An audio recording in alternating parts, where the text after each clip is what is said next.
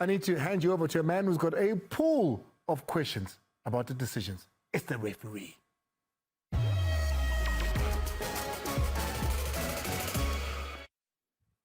Yeah, we're starting at Betway FNB Stadium. Kaizer Chiefs, Marumo Gallants. There's a goal scored. Was it scored in accordance with the laws of the game or not? Let's go to Law 11. Law 11 talks about interfering with an opponent. Interfering with an opponent means, let's go to the last one, which is very, very, very important for us. It says making an obvious action that impacts on the ability of the opponent to play the ball. So let's go to the clip and see if indeed the player interferes with an opponent. That's our focus today. We'll see the Putena Nangere heading the ball or trying to play the ball. What does the law says? It says making an obvious action. If you look at it there, you'll see that he is in an offside position. You can see the leg is in an offside position. So now when the ball is played, the assistant referees are advised to wait and see if he will interfere or he will involve himself in active play. So let's go for it. Let's see what he does there from an offside position. He jumps there. So when he jumps, he's now making an obvious action that disturbed Vuma there to play the ball. So therefore, offside, incorrect decision was given as Kangalis. So much is over the review or because it's a very interesting one, and again, I think you're going to educate us quite well. No, look, many people focused more on whether or not there was an offside before that ball went into goal. But more importantly for me, what I looked for was whether or not there was any infringement committed on an attacking player by the defending club prior to there being an offside situation.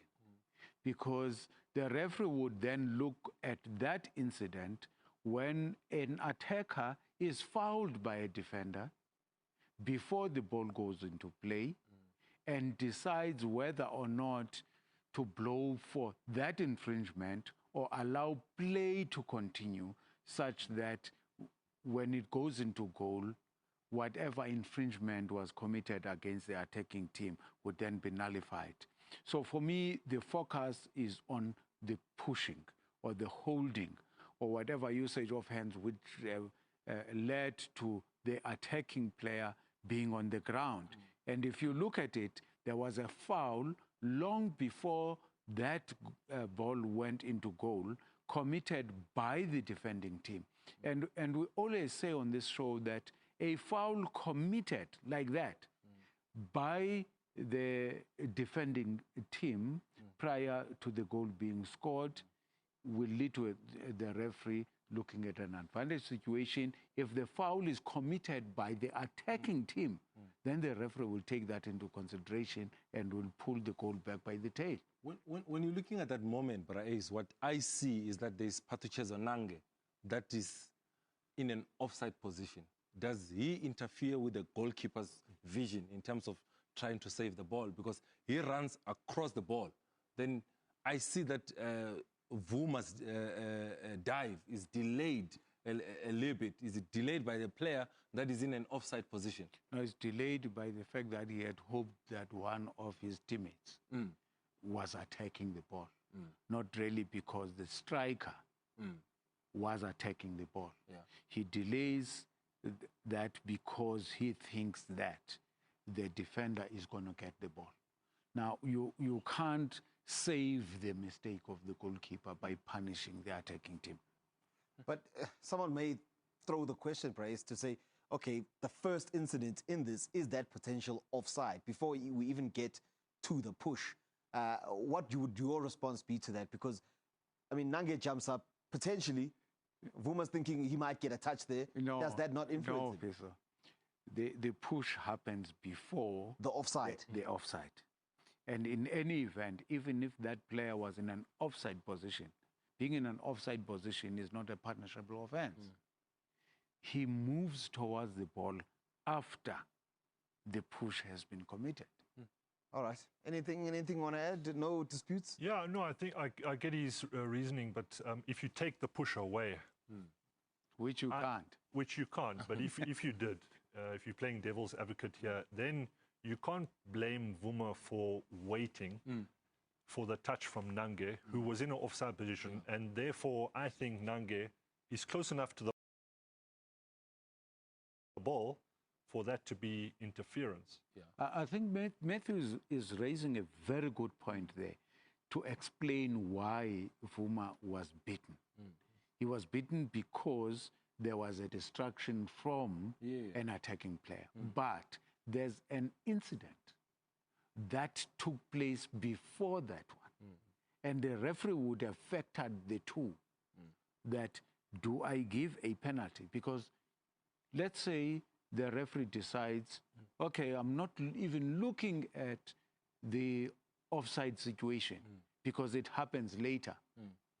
What would have been the decision? I'm awarding a penalty. Do you now choose between a penalty and a goal? That's the thing. No price is bulele. The lay offside are full with tinta. No, because it happens later. Yeah, Number 18. It's fine, guys. All right, so Right. Let's go to the next one. We're going now to CAF. We're going to CAF. Here, we're also talking of interfering with an opponent again. Right. Let's go and see whether De Jong interfered with play or with an opponent. You can see Tatas cross the ball there. Here we had VAR. So when we have VAR can see if there's an offside. They can review using video footage. Here's the referee there signaling offside. Why offside?